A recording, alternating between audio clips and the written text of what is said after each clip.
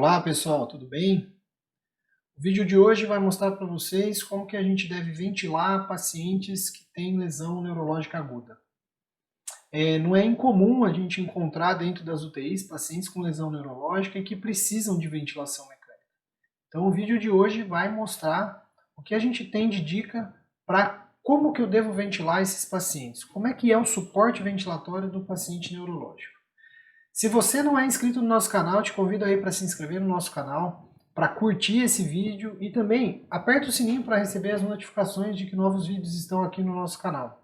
Esse é o canal Apollo Fisioterapia, eu sou Alexandre Ambrosim e você é sempre bem-vindo ao nosso canal.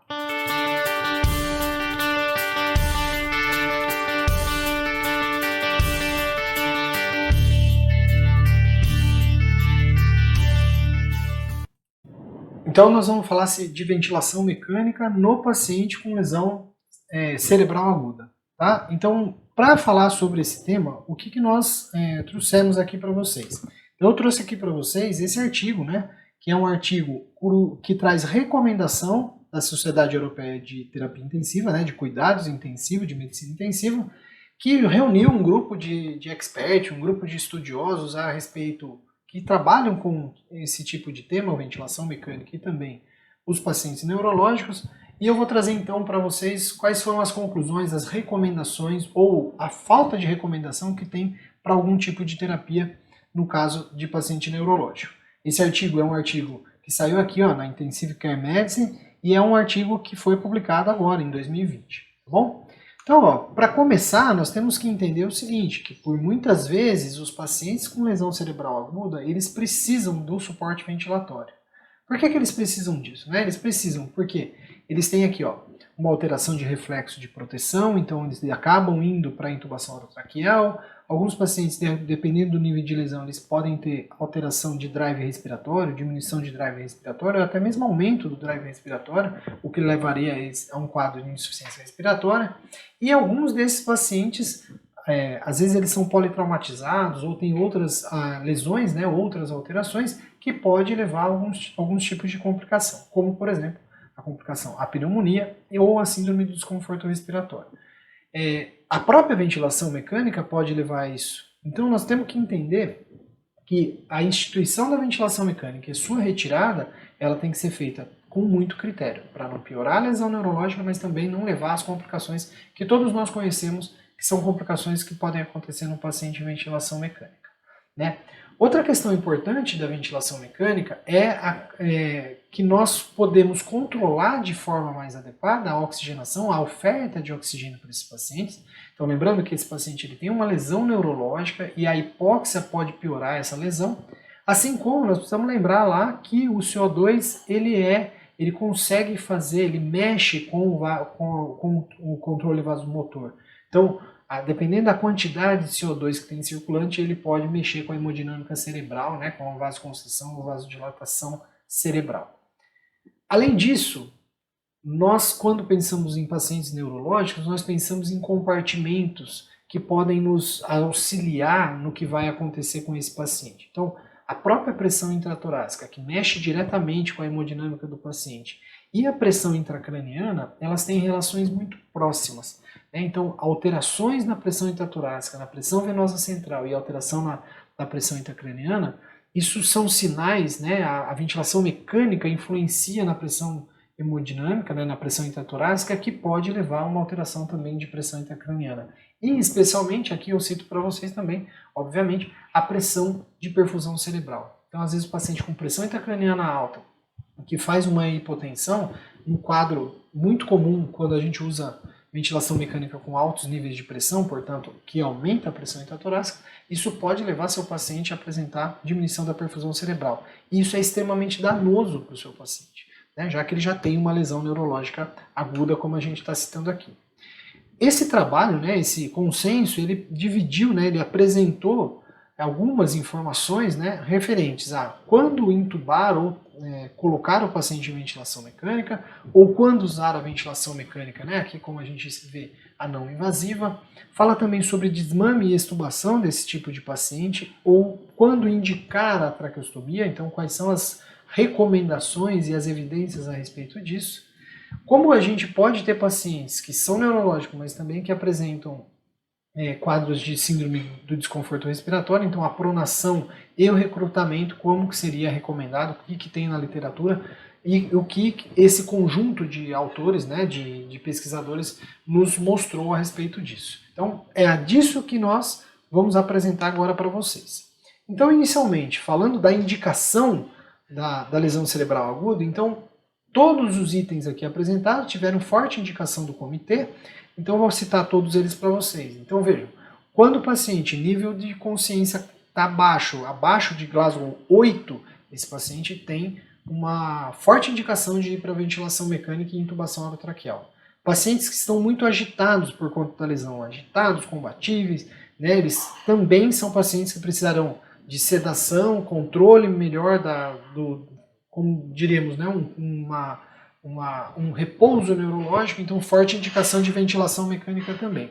Além disso, o reflexo de proteção das vias aéreas, quando você tem diminuição do reflexo de proteção das vias aéreas, a elevação da pressão intracraniana e sinais de herniação, né? Aquele paciente que clinicamente você está percebendo que existe um edema cerebral muito importante e ele já está apresentando sinais de herniação.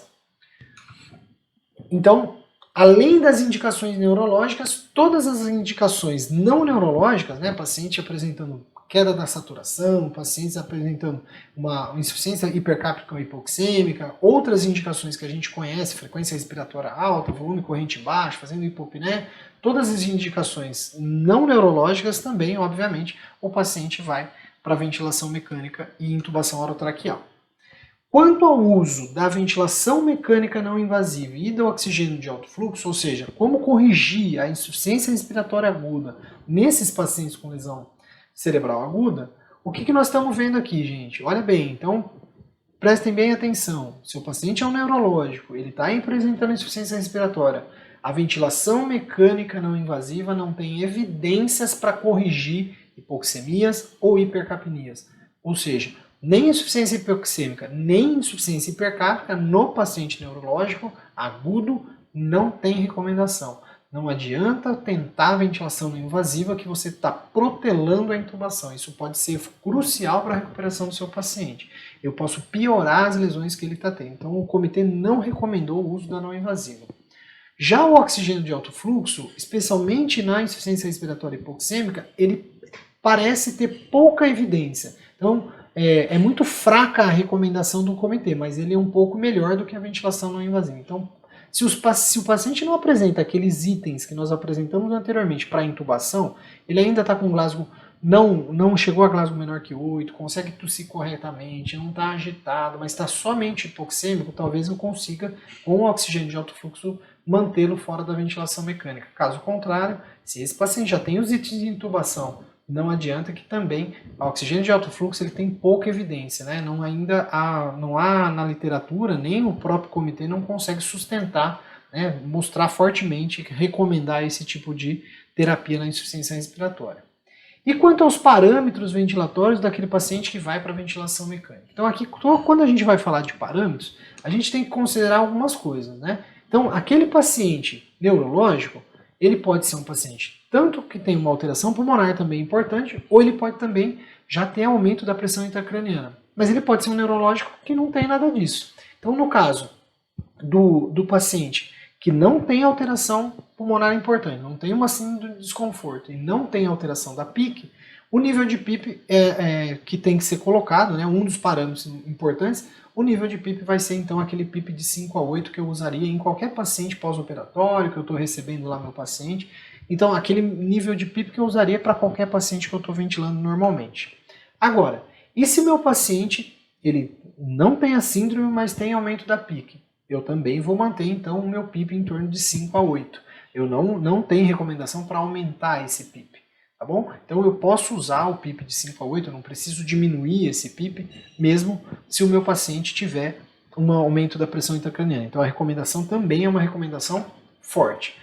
Com pacientes que têm SARA, mas não tem aumento da pressão intracraniana, esse paciente ele merece ser ventilado da mesma forma que eu ventilo um paciente com SARA, ou seja, ventilação mecânica protetora, volume corrente baixo, usar drive pressure menor que 13, menor que 15, né, titular a PIP, então eu vou ventilar de forma protetora, ok? Forte recomendação também do comitê. Se esse paciente tem SARA e tem aumento da PIC, eu também vou fazer o mesmo tipo de ventilação protetora, porém aqui a recomendação é fraca. Não houve consenso entre os estudiosos, né, entre aqueles que participaram dessa recomendação, e em usar a ventilação mecânica protetora. Tá? Até porque ficar usando ventilação mecânica protetora pode, de repente eu preciso usar a hipercapnia permissiva. Nesses casos, talvez não vai ser muito bom. O paciente que tem aumento da PIC e ainda vai fazer hipercapnia permissiva, o CO2 vai piorar esse edema cerebral e piorar a PIC. Portanto, por isso que a gente tem, né, do artigo uma recomendação considerada fraca, né? Então, no paciente com SARA no paciente sem SARA, né, e pacientes com PIC elevada, a ventilação mecânica vai ser protetora. Tá? Então, nos 3 casos, voltando aqui, né, na verdade houve uma pequena confusão. Então, veja, no paciente que não tem SARA e sem pressão intracraniana, eu uso a protetora, mas a recomendação é fraca. No paciente que não tem SARA, mas a pressão intracraniana é alta, aí esse sim, eu não posso usar a ventilação mecânica protetora, porque justamente como eu estava falando anteriormente, a hipercapnia permissiva pode piorar a pressão intracraniana, ok? Então, recapitulando, quando eu tenho paciente que tem SARA, mas não tem pressão intracraniana, ok. Aumentada, ok. Usar ventilação protetora. Se ele não tem SARA e não tem pressão intracraniana, é fraca a recomendação de você ficar usando a ventilação protetora. Agora, se ele não tem a SARA e tem o aumento da pressão intracraniana, aí sim, esse paciente não deve usar a ventilação protetora. O comitê não recomenda o uso da ventilação mecânica protetora. Tá? No caso de um paciente com SARA e com aumento da pressão intracraniana, aí sim, se ele tem as duas coisas, aí sim, forte recomendação. Então vejam, são 4 situações, né? Então, em que envolve aumento da pressão intracraniana e que envolve a presença ou não da SARA. Então, essas 4 situações a gente vai ter nos pacientes com SARA, né? Se a gente resumir isso, SARA e SARA, ventilação mecânica protetora, forte evidência, mas com ou sem PIC aumentada. Agora, quando o meu paciente não tem nenhum dos dois, a ventilação mecânica protetora, a recomendação é fraca. Agora, se ele não tem lesão pulmonar, mas tem aumento da PIC, não é recomendado o uso da ventilação mecânica protetora. Muito bem. E quanto aos gases sanguíneos, como é que a gente vai controlar, né, PaO2 e PCO2 nesse tipo de lesão? Então, independente se a lesão cerebral dele está levando a um aumento da pressão intracraniana, então com ou sem, eu vou manter uma PaO2, o meu alvo de PaO2 é entre 80 e 120 milímetros de mercúrio. Forte indicação do comitê. O comitê não indica a hiperventilação, independente dos casos do paciente ter ou não ter aumento da pressão intracraniana. A hiperventilação não é recomendada pelo esse comitê, não houve indicação de fazer a hiperventilação. Portanto, manter o PCO2 entre 35 e 45. Tá? Manter dentro da normalidade é o que esse comitê coloca. Existe uma fraca recomendação de hiperventilação naqueles pacientes que têm sinais de iniação, ou seja, esse comitê não houve consenso entre seus membros, então por isso que a fraca recomendação e fraca evidência, baixa evidência em relação à hiperventilação. Então aqui, né, existe ainda necessidade de trabalhos, de estudos para mostrar se tem comprovação dos seus benefícios na mortalidade e nas sequelas que esse paciente tem relacionadas, portanto, à lesão neurológica. Quanto às manobras de recrutamento alveolar, pronação e o uso de bloqueador neuromuscular e sedação, então relacionados, portanto, à ventilação mecânica, especialmente manobras usadas em pacientes com SARA, né, aqueles pacientes que têm SARA, né, com ou sem aumento da PIC, não recomendo o uso do recrutamento alveolar. Isso pode piorar a lesão neurológica, então o comitê não recomendou. Já naqueles pacientes cujo a PaO2 e FO2 menor que 105, independente, né, se eu não tenho aumento da pressão intracraniana, aí eu posso pronar esse paciente. Agora, pacientes com aumento de pressão intracraniana, o comitê não recomenda, mesmo que ele esteja hipoxêmico a esse ponto. A gente tem visto muito, né, paciente que PaO2 menor que, relação PaO2 e FiO2 menor que 105, pronar. Se ele é um paciente com SARA e tem essa relação, mas a PIC está alta, não é indicado a pronação. E nos pacientes neurológicos agudos com lesão pulmonar aguda, né, com um quadro de SARA, a forte recomendação de bloqueador neuromuscular por um tempo e sedação, e dosar corretamente a sedação desses pacientes. Ok? Quanto ao desmame, como é que acontece o desmame? Então, o desmame ele vai depender do nível de consciência do seu paciente, da condição neurológica desse paciente e da capacidade que ele tem de proteger as suas vias aéreas. Então, tudo isso sendo resolvido, aí eu tenho forte recomendação para iniciar o desmame o mais rápido que eu conseguir. Então, ele melhorou o nível de consciência, melhorou a condição neurológica, diminuiu a edema cerebral, protege sua via aérea, você pode pensar na extubação desse paciente no desmame. Os pacientes que falharam no desmame, então, esses pacientes que falham a primeira vez, 2 vezes no desmame, a traqueostomia também vai ser indicada com forte indicação, já que ele, especialmente a traqueostomia naqueles pacientes que não têm nível de consciência. Se ele falhou por falta de nível de consciência, se ele não conseguiu fazer o desmame por isso, a traqueostomia vai ter que ser realizada o mais rápido possível. Bom, pessoal, então esse foi mais um vídeo aqui no nosso canal, o Apollo Fisioterapia. Eu convido você mais uma vez para se inscrever nesse canal, para curtir o vídeo, compartilhar com os amigos. E se você tiver alguma dúvida, não esquece, me manda aqui no YouTube, me manda nas redes sociais, que vai ser um grande prazer responder as suas dúvidas, fazer um vídeo aqui no canal e lançar para vocês, para a gente contribuir cada vez mais com o crescimento da nossa área da fisioterapia. Um grande abraço e até a próxima.